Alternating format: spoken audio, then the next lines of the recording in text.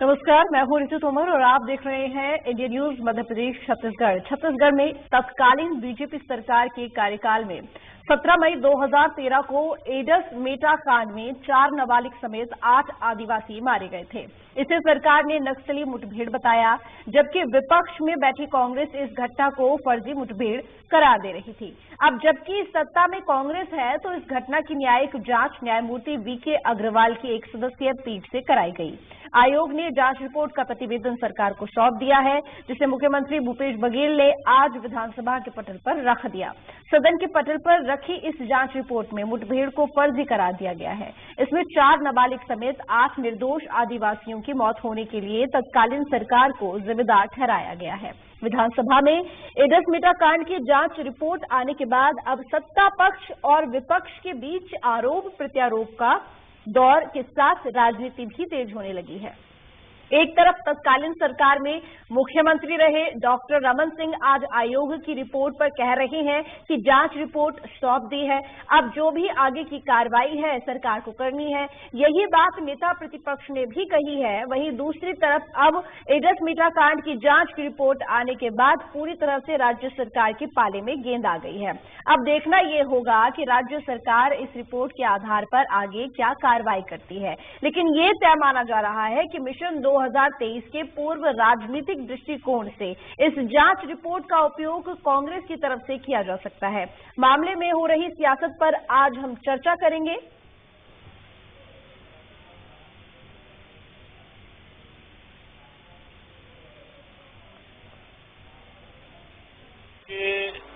AIDS Meta की सन 13 की नक्सली मुठभेड़ की घटना के संदर्भ में न्यायिक जांच का रिपोर्ट आज सदन में प्रस्तुत हुआ है।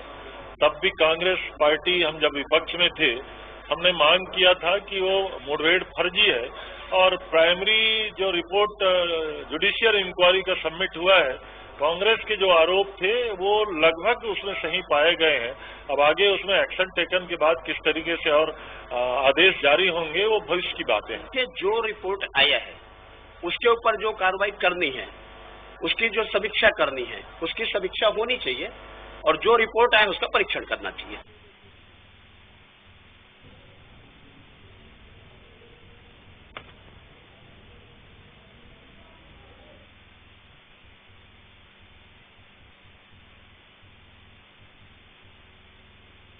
कांड को लेकर रिपोर्ट आ गई न्यायिक जांच आयोग की, जिसको आज छत्तीसगढ़ के मुख्यमंत्री भूपेश बघेल ने सदन में पेश किया।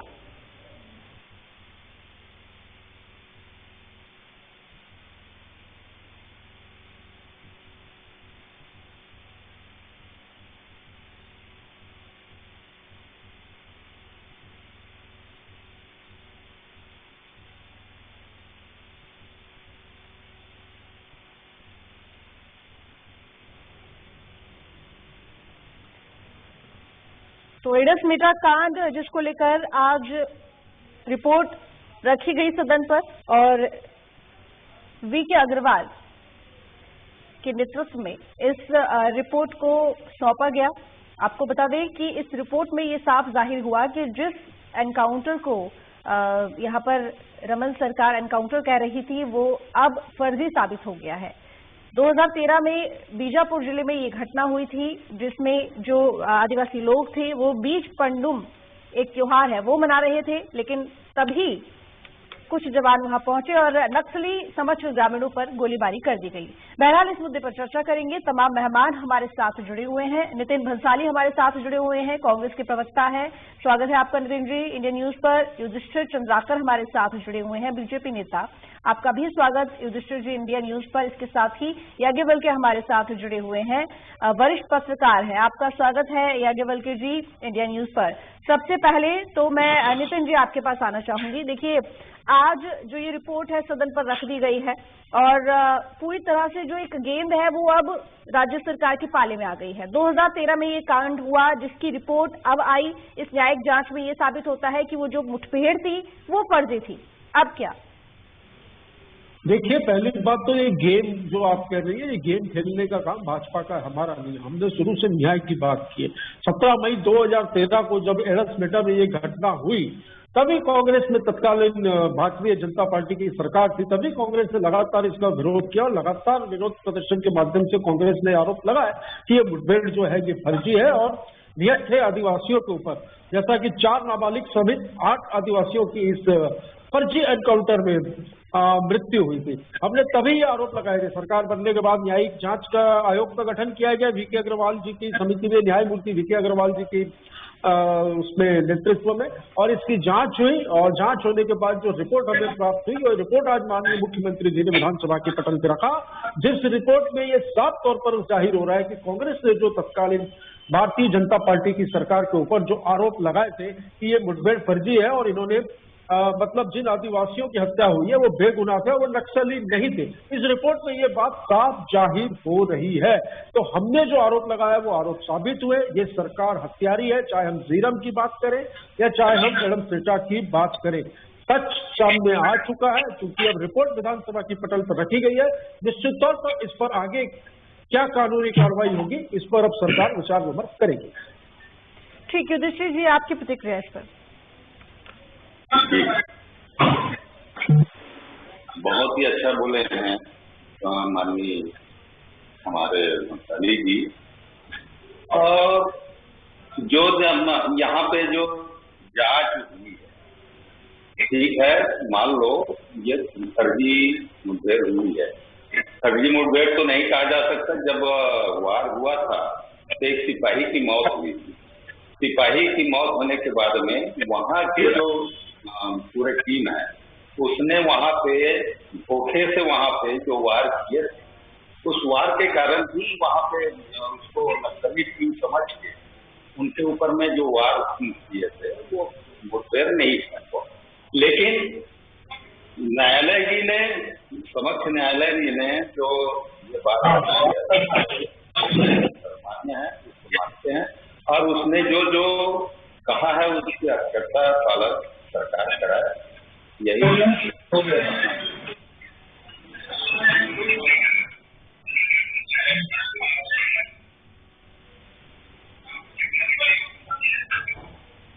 युधिष्ठिर जी, आपकी आवाज हम तक नहीं आ रही है, क्या बोल रहे हैं आप? दोबारा बोलिए।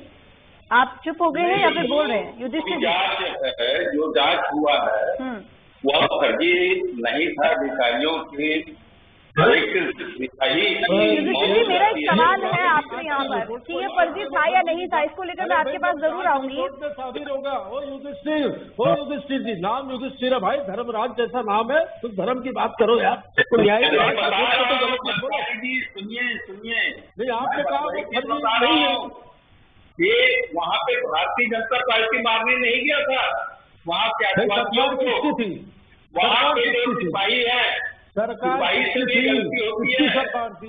ऐसा गलती होती है तो हम तो तभी या तो गलती हुई या तरीके से करवाया गया। हम तो हमारे आज भी कायम है। अरे एक्सेप्ट कर लो भाई, कबूल कर लो। इस तरीके की गैर जिम्मेदाराना बात कर रहे हैं ये भाजपा के प्रवक्ता कि उस समय हमने थोड़ी बोला था कि उनको मारो। अरे शर्म करनी चाहिए भाई, आप लोगों को तो शर्म से आप लोगों की आंखें झुक जानी चाहिए। न्यायालय ने जो कहा है उसका आप पालन कर लीजिए। बिल्कुल पालन करेंगे। हमने जो कहा था वो रिपोर्ट से साबित हो रहा है भाई, बिल्कुल करेंगे। धोखा से नक्सली है करके, धोखा से वहाँ पे जो वार हुई है और इस तरह ये हुई, उसको मुआवजा देना है। जितने भी वहाँ पे आदिवासी मरे उनको सरकार के द्वारा मुआवजा दिया जाए। ठीक है, मैं आपके पास आऊंगी।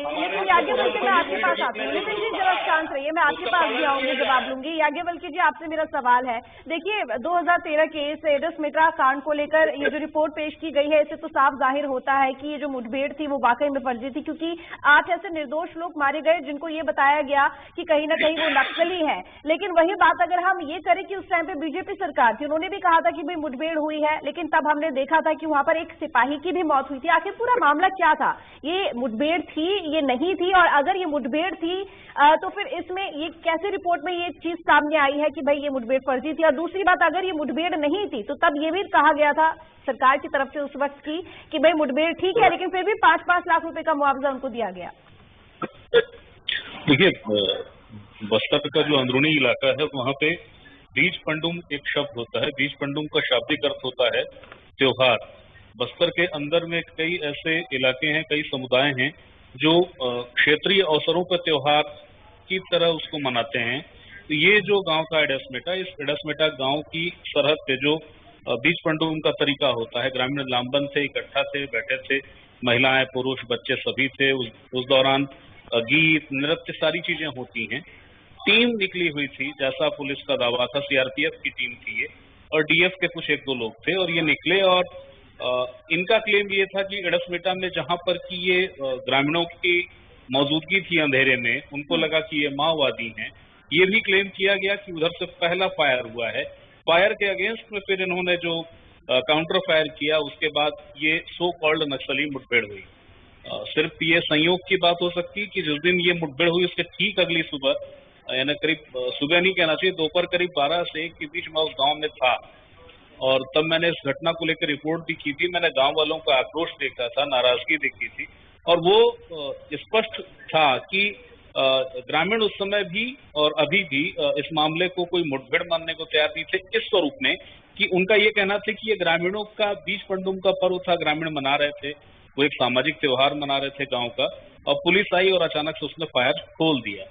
और स्थिति यहाँ तक थी कि ग्रामीण उन शवों को ले जाने को तैयार नहीं थे जब तक कि या तो जांच की घोषणा नहीं होती या दोषियों को पकड़ नहीं लिया जाता।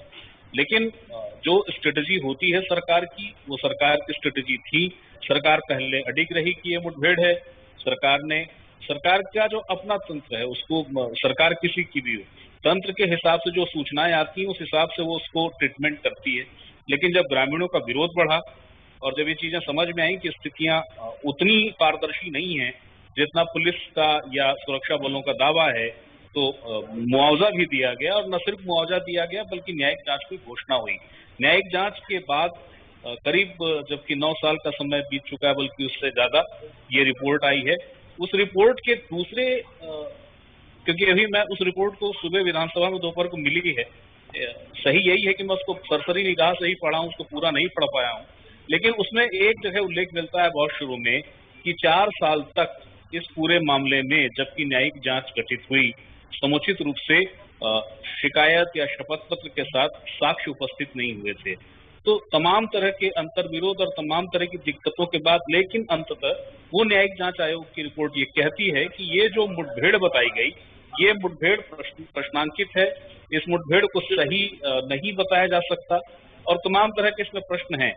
इस रिपोर्ट में, जैसा कि हमेशा होता है, न्यायिक जांच की रिपोर्ट एक सिफारिश करती है, एक सलाहियत देती है कि आगे जबकि ऐसी घटनाएं हों, ऐसी कोई परिस्थिति पैदा हो, कौन सी सावधानी रखी जाए। न्यायिक जांच रिपोर्ट के आधार पर राज्य शासन का जो सामान्य प्रशासन, गृह, ये सारे विभाग बैठते हैं और उस न्यायिक जांच आयोग की रिपोर्ट के आधार पर एक समराइज्ड डायरी बनती है। वो डायरी भी उसके अंदर अटैच है जिसमें वो निष्कर्ष है कि क्या किया जाए। और इसमें जितना मैं पढ़ पाया हूँ उस न्यायिक जांच की आयोग की रिपोर्ट में, किसी विशेष को इंगित करके दोषी बताया गया हो, वो मैंने अभी तक पढ़ा नहीं है। हो सकता है हो, नितिन जी बोल रहे हैं, नितिन जी हो सकता है उन्होंने उस रिपोर्ट को देखा हो। मेरे पास वो रिपोर्ट है, पर विधानसभा की व्यस्तताएं ऐसी थी कि आज दिन भर मैं उस रिपोर्ट को देख नहीं पाया हूँ। अब से कुछ देर बाद उस रिपोर्ट को बहुत धैर्य से, गंभीरता से पढ़ूंगा तो चीजें शायद स्पष्ट हो पाए। लेकिन इसमें कोई इनकार नहीं है कि वो जो मुठभेड़ थी, जिसको प्रथम दृष्टया, जबकि हम लोग पहुंचे, मैं पहुंचा, मेरे साथ कुछ और साथी पत्रकार अगले दिन एडसमेटा पहुंचे थे, हम लोगों ने को समझ में आ गया था कि ये एक गंभीर घटना घट गई है। लेकिन नक्सल का जो इलाका है, जो जोन है, इसको किसी प्रकार का पक्ष नहीं समझना चाहिए। लेकिन उस इलाके का ये तथ्य है कि वहां पे चूक और धोखा, ये चाहे वो सुरक्षा बल हो, चाहे वो माओवादी हो, दोनों के लिए हथियार भी है और दोनों के लिए नुकसान का द्योतक भी है। तो इसमें बहुत सारी चीजें हैं, बहुत कुछ परिष्कृत होने की संभावना है। सैन्य बल इसलिए भी प्रश्नांकित ज्यादा गंभीरता से होते हैं क्योंकि नियम कानून उनके ऊपर है। तमाम तरह के संसाधन उनके पास है कि वो रात के समय जब जाएं कहीं जाएं तो उनके पास एक विशेष कैमरे हैं, विशेश लाइटिंग की व्यवस्था है, वो देखें समझें और फिर कुछ करें। तो और अगर आप एडसमेटा जैसी जगह पे जा रहे हैं, सुरक्षा बल जा रहे हैं, तो ये यकीन कर पाना बहुत मुश्किल है कि आप बगैर सूचना के चले गए थे क्या? आप बगैर सूचना के चले गए? जानकारी बहुत ज्यादा स्ट्रांग होनी चाहिए, उसके बाद ही कोई एक्शन लेना चाहिए, नहीं तो इसी तरीके से निर्दोष लोग हैं वो बलि चढ़ जाते हैं। मैं आपके पास आऊंगी नितिन जी। देखिए, दो बातें निकलकर सामने आई हैं इन बातों में। एक ये कि देखिए, वो प्रशासन ने किया, आप जिस तरीके से आरोप लगा रहे थे अभी कि बीजेपी की सरकार थी तब ये पूरा एनकाउंटर हुआ है, जिसमें ये जो यहाँ पर जो लोग हैं आदिवासी हैं वो मारे गए, जो कि पूरी तरह से निर्दोष थे। दूसरी बात, क्योंकि ये बात तो अब बीजेपी नेता कह रहे हैं युधिष्ठिर जी कि भाई हमने थोड़ी किया है, प्रशासन ने किया है, उन्होंने ये चीजें की हैं तो उसमें हम कहां से दोषी हो गए। दूसरी बात ये कि वो ये भी कह रहे हैं कि भाई इसमें एक जवान, एक पुलिसकर्मी की भी मौत हुई है। अगर ये पूरी तरह से मुठभेड़ फर्जी थी तो आखिर उस पुलिसकर्मी की मौत कैसे हो गई? उसकी अगर मौत हुई है तो जाहिर बात है कि गोलीबारी हुई होगी दोनों तरफ से। क्या है पूरा?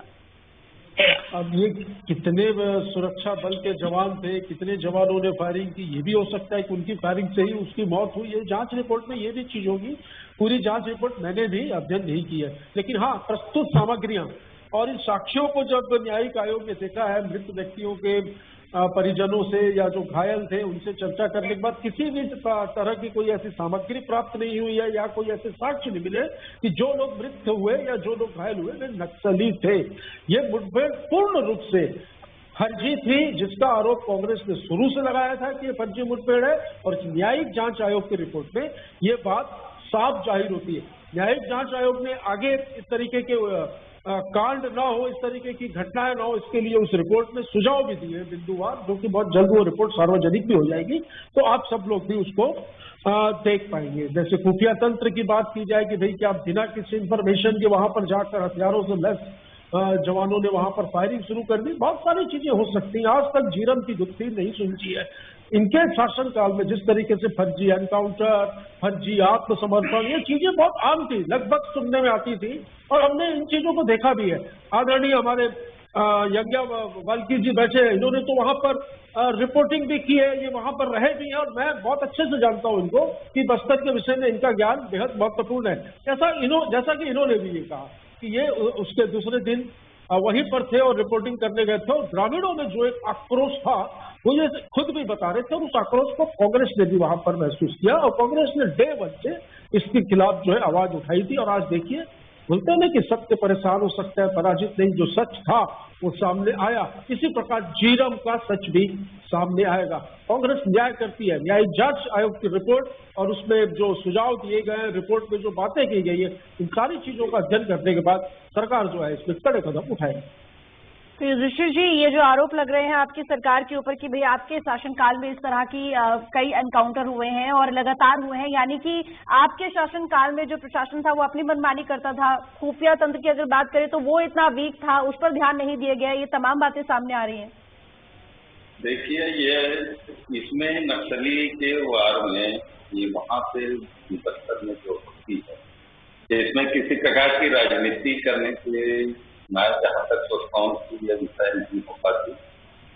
यहाँ पे झीरम घाटी का जो घटना हुई वो भी बहुत दुखदायक थी, और आज का भी जो गैरन्याय जो ये तरह जो जांच रिपोर्ट आया, ये भी बड़ा गंभीर होता है। और प्रशासन, सबसे बड़ी चीज ये है कि वहां पर स्थिति परिस्थिति को वहां के अधिकारी, जिम्मेदार अधिकारी भी बताते, और उसके आधार पे प्रशासन चलता है। इसमें यदि भूपेश बघेल जी रहते, वहां पे कांग्रेस की सरकार रहती, तो भी वही काम करते जो बीजेपी की गवर्नमेंट में नहीं करते। यही फर्क है, सरकार को तो यही करते, यही फर्क है, यही फर्क है भाई, यही फर्क है। मैंने बोला नाम युधिष्ठिर है भाई, थोड़ा धर्मराज जैसी बातें। इसमें सुनो ना, बंसाली जी, राजनीति करने का बहुत जगह है। आप आइए नया राजधानी। हाँ, चलिए ये 5 किसानों को मार रहे हैं, पुनर्वास सकता हूँ। ये देन है भाई, क्यों पुनर्वास नीति का पालन नहीं किया? हमने तो 8 में से 2 लोगों की किया कहा गया है जांच में, उसके आधार से आप बनाइए, आप कार्रवाई कीजिए। बिल्कुल करेंगे, बिल्कुल आपके लोगों के जैसे हाथ से हाथ भरेंगे। हमको आशा नहीं है, जो गलत है गलत है, सही है ना। तो हम तो कहेंगे तो ना, उसी समय कहने से गलत नहीं है। ठीक है कि आपके किसानों का मौत हो रहा है, उसको 4 लाख रुपए मुआवजा दे रहे कितने हो। किसान नहीं, देखिए देखिए आपकी सरकार थी, आपके कार्यकाल में अगर इस तरह का कोई मामला सामने आया था तो फिर उस वक्त क्यों नहीं उचित कार्रवाई की गई? इस मामले पर न्यायिक आयोग की जांच तब क्यों नहीं बैठाई गई? ये मामला इतना लंबा, कितने साल लग गए? 2013 और कहाँ अब देखिए 2022। जो एक्सीडेंट है, जो वास्तविक है, वो महीने से सरकार नहीं है जिसको आप लोग और नजदीक में हो मुख्यमंत्री जी, जाके वहाँ पे शोक व्यक्त किए। उस पीड़ित परिवार से बात भी हो चुकी है, लगातार यहाँ पर समय समाप्ति की ओर है। आपका बहुत शुक्रिया इस चर्चा में जुड़ने के लिए। देखिए, चर्चा की बात करें तो वो तो यूं ही चलती रहेगी, आरोप प्रत्यारोप का दौर यूं ही चलता रहेगा, लेकिन सबसे बड़ी बात कि इस मुठभेड़ में कई ऐसे लोग थे निर्दोष जिनकी जान चली गई। अब क्योंकि न्यायिक आयोग की जो रिपोर्ट है अब सामने आई है, आगे देखना होगा कि आखिर इस पूरे मामले को लेकर सरकार क्या कदम उठाती है। फिलहाल इस चर्चा में बस इतना ही। मुझे दीजिए इजाजत, देखते रहिए इंडिया न्यूज।